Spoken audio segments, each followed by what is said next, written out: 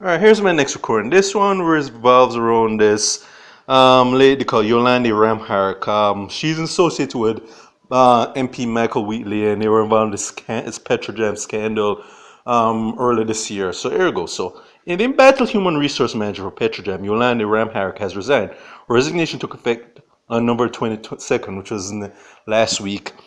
Ramharrack has been under scrutiny since July when it was revealed that she was hired without required qualification, has earned over 13 million a year, almost twice her predecessor's pay.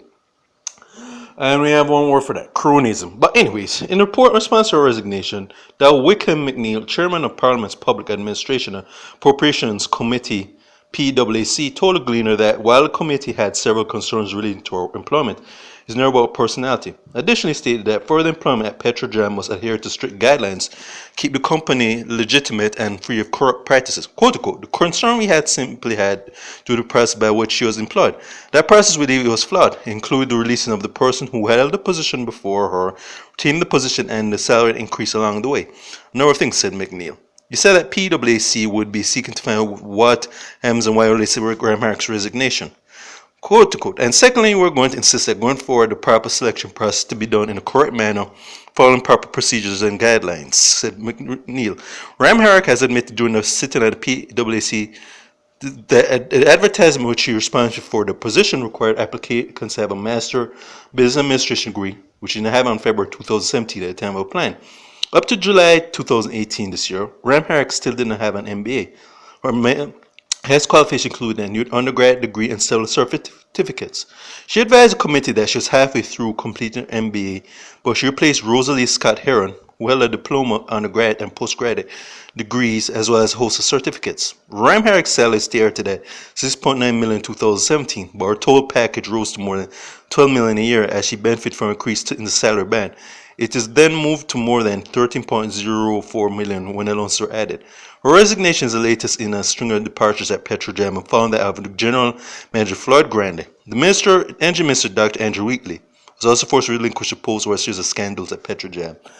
In the article, it says like if you follow Jamaican politics, if you follow a lot of what goes on in these business entities, like this whole, like I say, just bring up the cronyism. Obviously, she got there due to connections she had, not really so much qualifications, like many other people before her. That is just cronyism. It's just more about who you know, who you know, and who you know, and who can do favors or who can do favors for you. So obviously, this woman, like many, like Wheatley and so on, other people, all of these were got to these positions called connections, and this is what messes up our country. That's part of that, like cronyism, and yes, that's rampant around the globe in various places. That corruption, cronyism, which go hand in hand, is a result of you knowing the right people and them